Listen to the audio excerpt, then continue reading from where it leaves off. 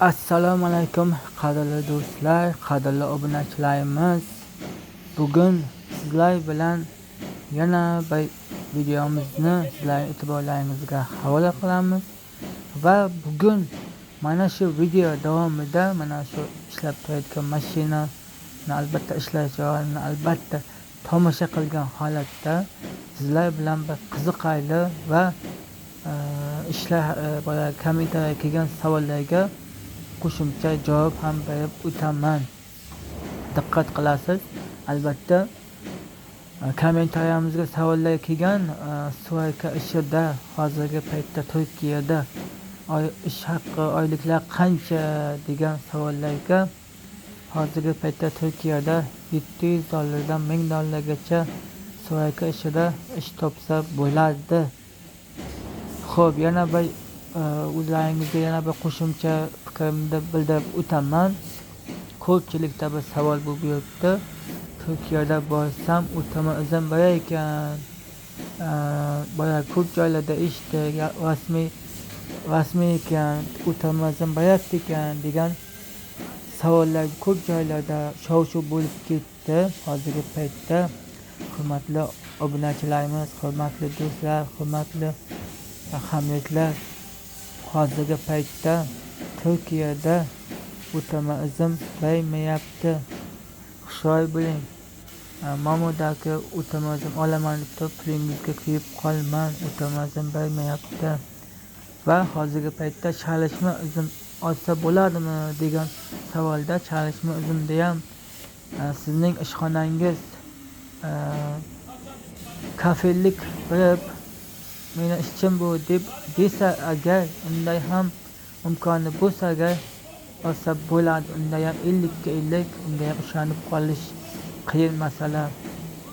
Iloji bo'lsa hozirgi paytda Turkiyada kelib dokument qilaman deb turib pulingizni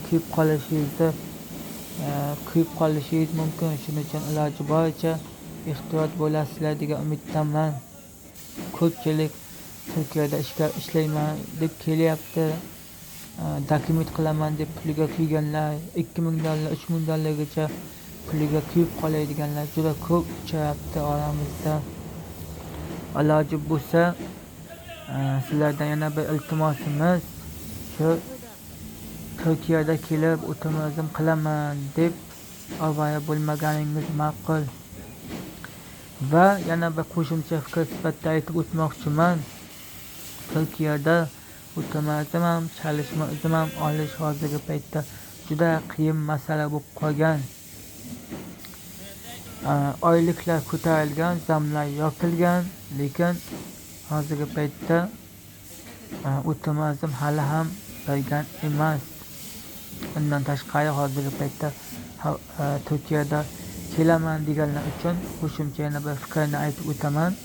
Hozirgi paytda Turkiyada kelib borsam bo'ladimi? Hozirgi paytda qish, bilasizlar, hali mana fevral oyi.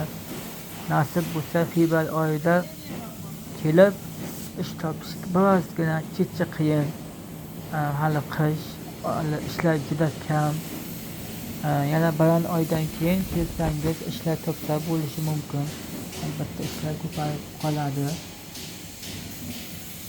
Yana kimdadir qiynaydigan savollar kelgan edi. Ko'pchilikda mana shu dokument masalasi qiynab kelayotgani uchun ularni ogohlikka chaqirish maqsadida shu video davomida sizlarga o'z fikrlarimni bildirib o'tyapman. Biz mana shu Turkiyada mana shunaqa zavodda ishlayman. O'zim fabrikada ishlayman. Fabrikada tunika ishida har xil turdagi havolandim. Tunika ishlab chiqarish jarayoni bo'yicha har xil turdagi tunikadan kanal deydi turkchasida kanal ishlab chiqaramiz.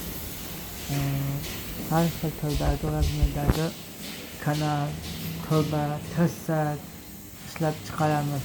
Ishxonamizda har xil turdagi ishlarimiz juda ko'p. Og'ir ham, yengil ishlarimiz ham bor, og'ir ishlarimiz ham bor. oylik ish haftamizga qarab ishlasa bo'ladi. Sizlar bilan e'tiboringiz uchun rahmat. E'tiboringiz uchun rahmat. Sog' bo'ling, salomat bo'ling. Keyingi videolarimizda yana qiziqarli